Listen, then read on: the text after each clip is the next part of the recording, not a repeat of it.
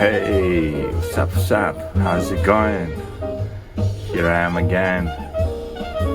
This time with lots of DATs. A lot of digital audio tape recorders are the same tape and they're all Sony. So this one you already saw probably many times. PCM R500, it's serviced, working. Next we have one that is actually playing tape right now.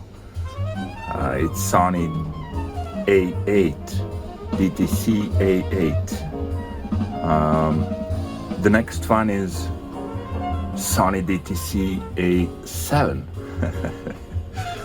And the next one is Sony DTC-6. And the next one is Sony DTC-700. And this one is DTC-670.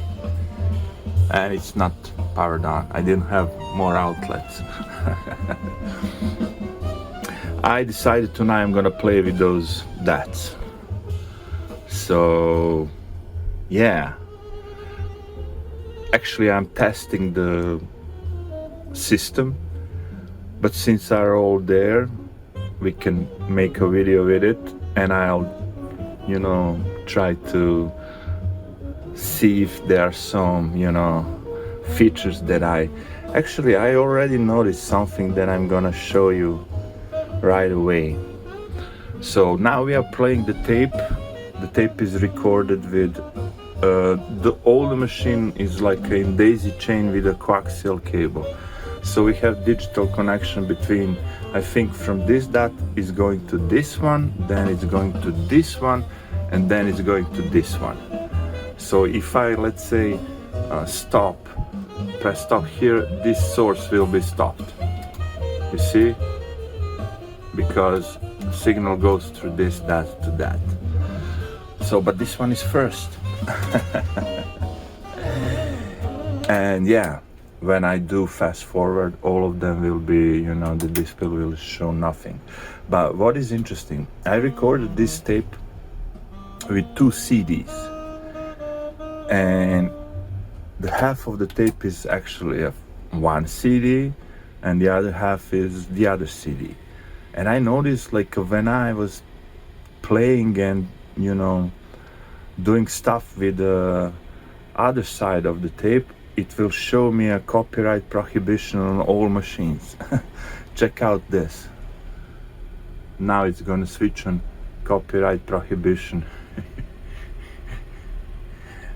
All right, you see it here. Copyright prohibition. If I would press record, it would say prohibition. Why? Because this half of the tape is recorded some other way that it catch that prohibition, copyright prohibition, stuff, and now it cannot do anything else. And what's interesting, this one is not going to show you like levels, but it will pass through the signal to this one, you see. That is interesting. If I press stop, of course the signal will be dropped, but if I press record, it will still show me the copyright prohibition message, but it will pass the signal there. Which is funny. So now watch out when I rewind the tape back. Look at this, now it's 150. When it goes around 1 hour, this copy prohibit will just disappear. Check it out. I'll try to put everything in the one shot. So yeah, watch out on this copy prohibit and the other one. Oh, they're gone. And now I'm going to try fast forward. It will show up again. I think so, at least on this one. And it showed on this one too, and of course on this one. So it's a funny thing. Well, you know why? Because when you are recording from your CD to your digital audio tape recorder, you are basically making the first copy, and that is allowed, right?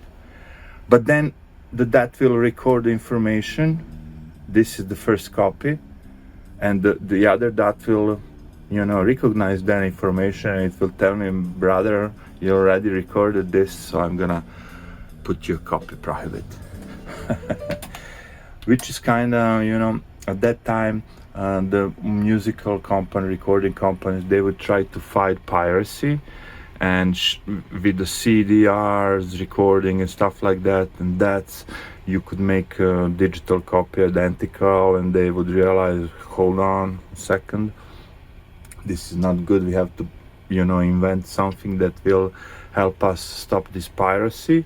And they did, but they put it on a consumer level DATs, and if you I think this one, professional models or some other test cams, they don't have that, because they are like for the professional use, which means if I'm gonna, you know, record a new U2 album, I'm gonna make a copy for Bono, for this, for that, for, you know, I need to 5 masters. So if you put me a copyright protection, I'm not gonna be able to make 5 masters. They're gonna be not masters, only 1 master. So I guess, yeah, with the professional equipment, that makes sense. And yeah, but those bunch of DATs they're looking good. I got one more 690 that is ready to be shipped. It's on eBay for sale, but those two are fixed, A8 and A7. This one is waiting for the parts, and I still have A8 and 59ES and couple of DTC-700s. No, 700s, yeah. They're waiting to be fixed. But I'm learning something. I watched the video from 20 volt widths with basically this device, DTC-700 today, and he explained about the one switch that I already checked, and I know this device has a broken switch.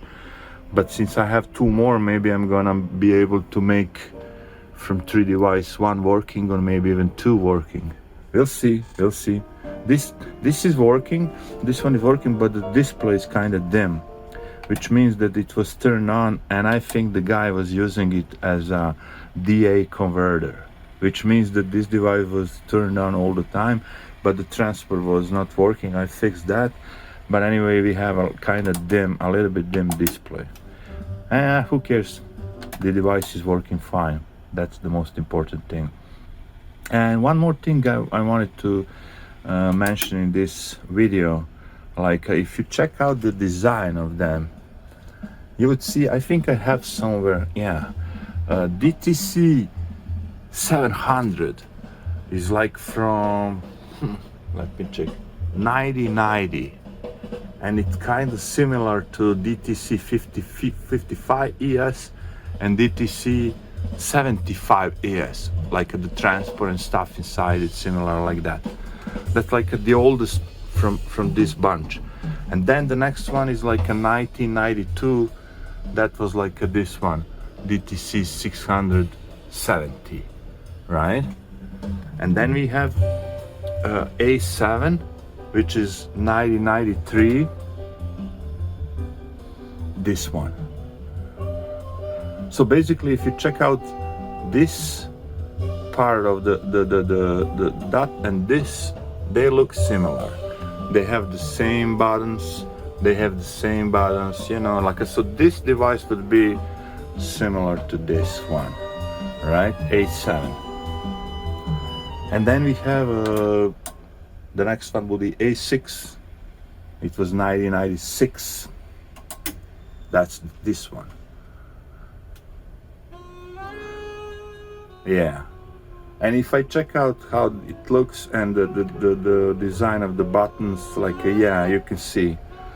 And then the next one would be, I mean, the A6 is also important to mention that they introduced also on this one, super bit mapping, which we're gonna also find on the A8, of course, super bit mapping.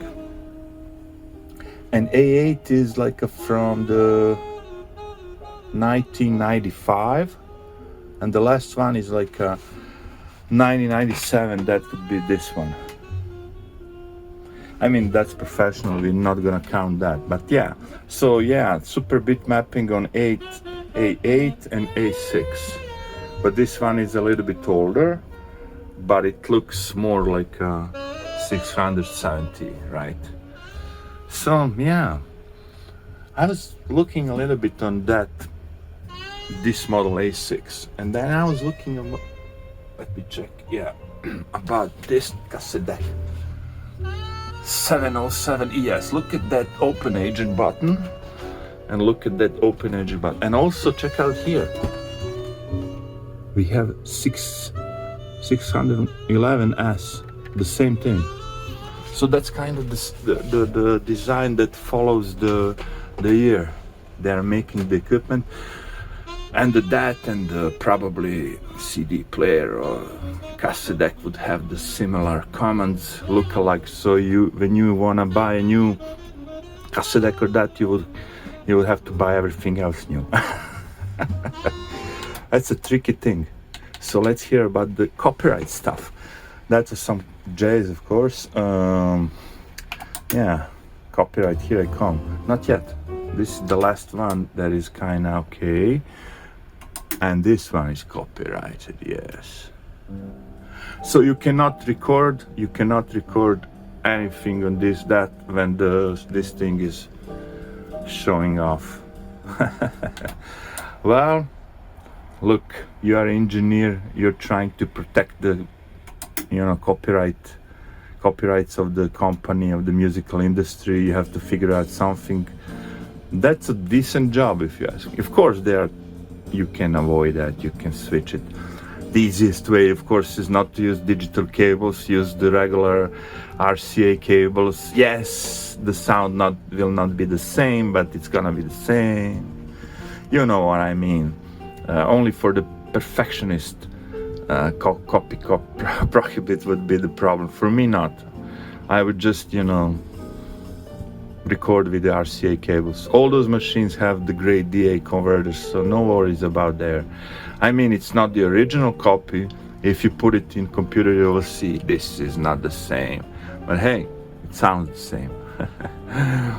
So that would be it for this video. I was not showing off any particular device. I just want to show them off at the same place at the same time, because many of them will be gone soon.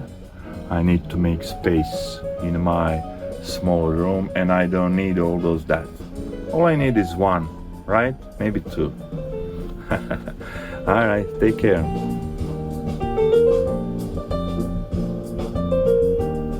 Yes.